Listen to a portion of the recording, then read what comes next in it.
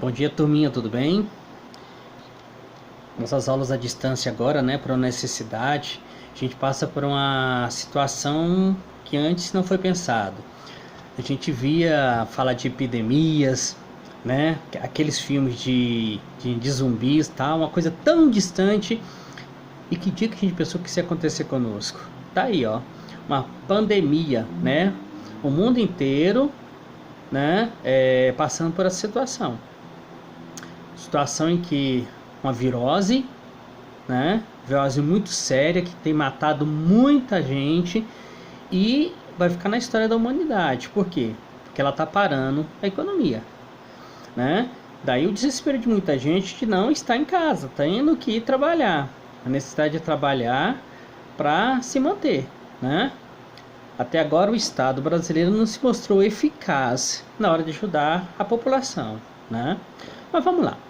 A nossa aula de sociologia é para fazer uma revisão. Revisão do quê? Né? De conteúdo que a gente já estava vendo antes da gente parar as aulas presenciais, não é isso?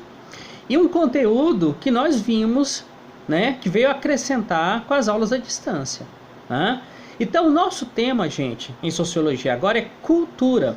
Nós vamos aplicar conceitos da sociologia como ciência, como toda hora eu falo para vocês, sociologia é uma ciência, então ela estuda cientificamente os fenômenos sociais.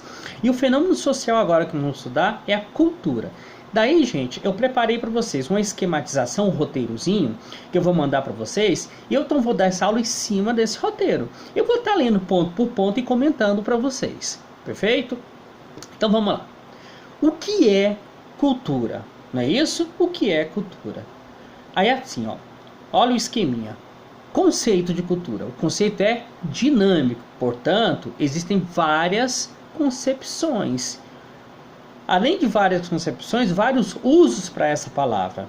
E aí ele começa a citar, ó, cultura física, cultura popular, cultura erudita, cultura de massa.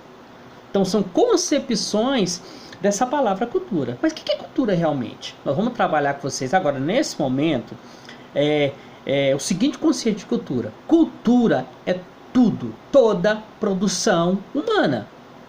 Tudo que o homem construiu, tudo que o homem constrói, isso é cultura.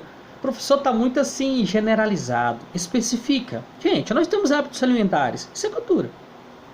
Nós temos hábitos de convivência social. Isso é cultura, não é? Quando ele fala assim, usa a expressão cultura física, estou falando do quê? É o cuidado com o corpo. É o que se faz nas academias, por exemplo, nos centros de estética, tá? Isso é uma cultura física, não é? Engraçado, muita gente, né, para ter um físico bonito, trata mal a saúde. Por exemplo, tomando anabolizantes, não é isso? Tentando artificializar o processo de crescimento muscular. Na ironia? Quando eu falo cultura popular, gente, é aquela que está no meio das pessoas mais simples. Tá? É a cultura mais difundida. Está nas esquinas, nos bares, não é isso? Nos lugares da população mais simples. Né? Quando eu falo cultura erudita, gente, aquela cultura que a gente costuma falar que ela é clássica, ela está fechada nos grandes teatros, nas grandes orquestras, nas grandes obras de literatura, não é? Quando eu falo cultura de massa, gente, é aquela cultura generalizada. Por exemplo, o jornalismo, por exemplo, o cinema, né? A música, cultura de massa, né? Aí, gente, vem a seguinte pergunta: existe uma cultura brasileira? Pessoal, antes de mais nada, todos os povos têm cultura. Isso é uma regra. Todos os povos têm cultura, né? Ah, fulano é um sem cultura. Não existe isso. Todo mundo tem uma cultura. E quando se usa uma expressão como essa, fulano não tem cultura, eu estou usando de preconceito, tá? Muitas vezes eu vou dizer que a cultura popular não é cultura. Que cultura é o erudito. Não é isso? É aquela cultura elitizada, preso a pequenos grupos, né? Então a resposta aqui é assim, ó. Sim, o Brasil tem cultura. Uma cultura sincrética. O que é sincrético? Gente, sincrético significa que ele tem elementos de outras culturas. Eu posso dizer então, ó, desde que a gente está lá no infantil, a gente aprende que o brasileiro, ele é a mistura, tá, de 3 povos. Vamos usar aqui a expressão culturas: indígena, europeia e africana. Portanto, gente, a cultura brasileira existe sim. Que a cultura brasileira, ela é a expressão de 3 elementos básicos, 3 povos básicos, né? Indígenas, europeus e africanos. E lembrando que dentro desses 3 povos, gente, há inúmeras outras culturas. Então a gente pega alguma generalização que é aí dentro, né, e chama de ente cultural. Agora um detalhe interessante. Vamos lembrar. A língua ou idioma é a maior expressão de uma cultura. Quando eu digo que um povo é assim ou assado, eu não estou falando da cor da pele, dos genes, tá? Eu estou falando, na verdade, gente, ó, é do que? Do seu idioma. Por isso que eu falo povo latino-americano, não é isso? São povos, né, que têm origem linguística no latim. Perfeito? Ok, então. Deu para entender aí, né? Espero que sim, né? Então vamos lá. Etimologia, né? O que é etimologia? Vamos ver aqui o conceitozinho, ó. É a ciência que busca entender os povos e suas diferenças. Então, gente, nesse caso aqui, a palavra etimologia, ela está sendo usada, tá? Para a gente entender que existe o quê? Povos. São vários povos, não existe um povo, gente, tá? E as suas diferenças. Se existem vários povos, é porque eles têm profunda diferença. E vamos voltar no assunto anterior? A maior diferença entre um povo, o que determina um povo de um para o outro, é o quê? Tá? A sua língua, né? Próximo ponto, ó. Século XV a XVIII. Forte contato entre os povos. Gente, olha, quando começam as grandes navegações na Europa, os europeus saem dali e vão para outros continentes, as descobertas, não é? Continentais. O que acontece? O europeu, que já tinha contato com africanos, com asiáticos, agora vão ter contato com novos povos africanos, novos povos asiáticos e agora povos americanos. Não é isso? Gente, foi muito interessante esse momento, por quê? Porque agora vai surgir um momento em que os povos vão perceber que eles não são únicos no mundo. E óbvio, gente, todas as vezes que a gente encontra alguém, tá, que foge da nossa cultura, é óbvio, virá a comparação, né? Dentro do próprio Brasil. Geralmente, pessoas aqui do Nordeste, do Centro-Oeste, quando vão para o Sul do país, principalmente em Santa Catarina, ao costume dizer o seguinte: nossa, que povo bonito. Aí eu pergunto, por que aquele povo é bonito? Porque as pessoas não estão acostumadas aqui a ver constantemente pessoas loiras de olhos claros. E na cultura brasileira, gente, ó, ter pele branca, ter olhos claros, tá, é um fator de valorização estética, de beleza, né? Mas esse é um assunto para outra aula.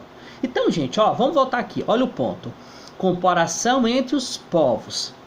E aí, gente, quando houver essa comparação, sempre vem de quem? Do que se chama no momento de lado mais forte. E nesse momento aqui das grandes navegações, o lado mais forte é o lado europeu. Não é isso? Então, assim, o europeu vai olhar para esses povos e dizer o seguinte, ó. Eu, europeu, eu sou normal. Não é isso? Meu idioma, minha religião, minha alimentação, tudo isso é normal. Agora, os outros povos, eles são exóticos. Exóticos por quê? Não tem a nossa pele, não tem a nossa religião, não tem o nosso hábito alimentar. Portanto, gente, olha essa comparação, onde um se coloca, tá, como melhor, o outro como pior. E aí vai surgir uma palavrinha, né, nessa comparação: civilização. Eu sou o civilizado. Por quê? Porque eu sou europeu. O outro não é civilizado. Portanto, eu tenho que civilizá-lo. Por quê? Porque eu sou o superior. Gente, é usada a palavra para identificar isso. Eurocentrismo. O europeu como centro do processo. Daí essa superioridade. Não é isso? Ser superior, considerar-se superior. Gente, isso é tão claro. Isso é tão forte na cultura brasileira, né? Existe uma expressão aqui, né, que é o complexo de vira-latas. O que é isso? O brasileiro se considerar inferior, se achar pior que os outros. Vira e mexe, gente, no nosso meio você vê esse tipo de comparação. O brasileiro se considerar o mais corrupto, o desorganizado, o etc. e tal, não é isso? Gente, então vamos entender que essa simples característica do brasileiro é uma coisa secular, tá? Isso foi criado, tá? Isso não é simplesmente espontâneo. Isso foi criado, tá? Isso foi imposto, né? Como forma de quê? De dominação. Agora, gente, o europeu, para ele ter esse fator de dominação, isso não veio do nada. Isso não veio do nada.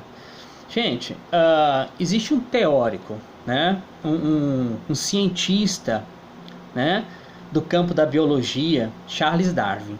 Darwin, ele faz uma teoria muito importante, né? Que explica muita coisa na nossa vida, né? Chamada de o darwinismo, onde a partir da seleção natural, não é isso?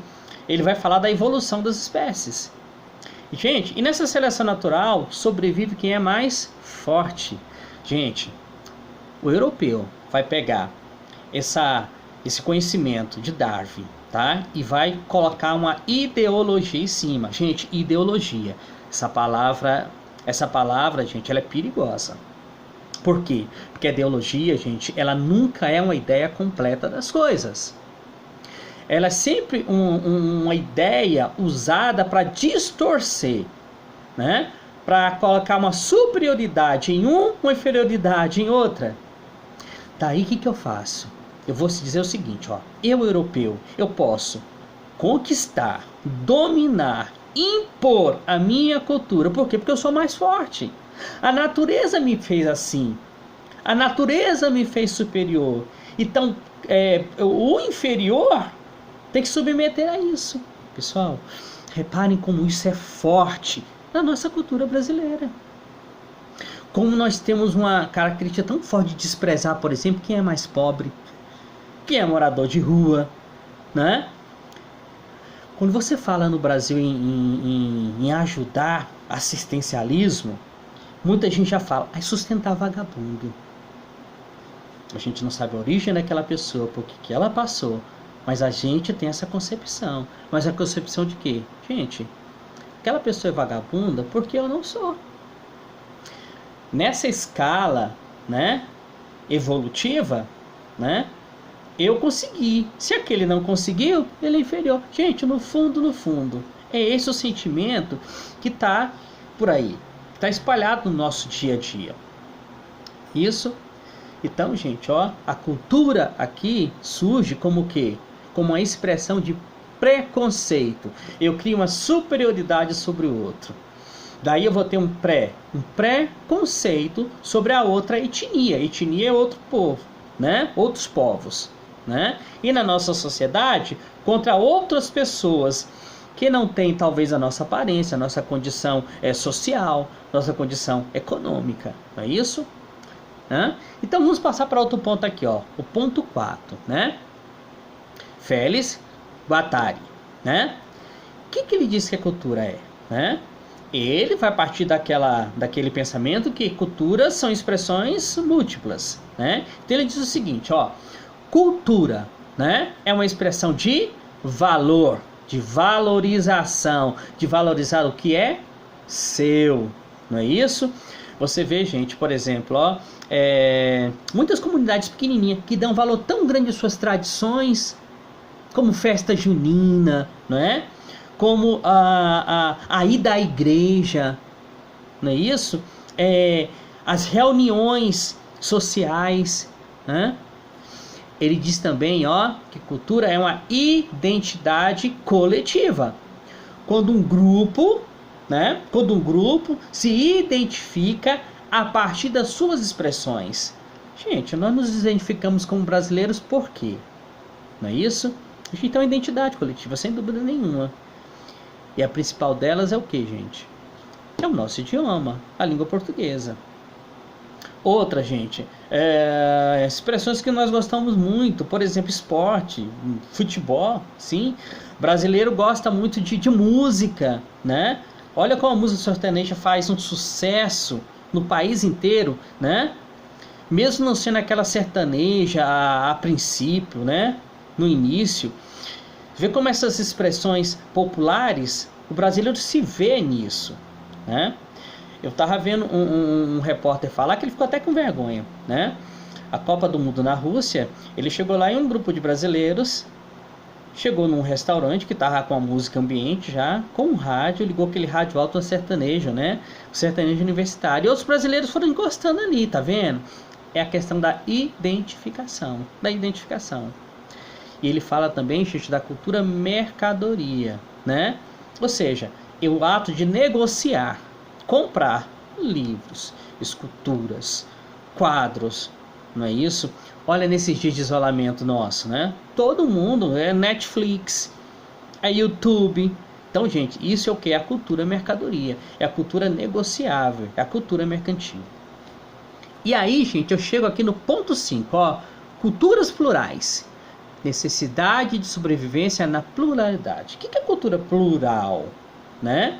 Gente, são culturas, né? São culturas, são acesso a várias culturas. Olha o nosso caso, a expressão brasileira. Gente, nós recebemos influência de vários povos, dos outros povos também. Eu lembro até hoje, gente, na virada do século, né? Do século XX para o século XXI. Na virada em Londres, tocou-se uma música brasileira. A canção chamava Catedral, da Zélia Duncan, né? Vem cá, Londres, né? Europa, passar o século com a música brasileira? Gente, isso mostra que, cara, que o processo da globalização, ela fez o mundo se conhecer, né? Então, ó, a cultura, existem culturas locais, tá? Mas nós também somos filhos de uma cultura o quê? Plural.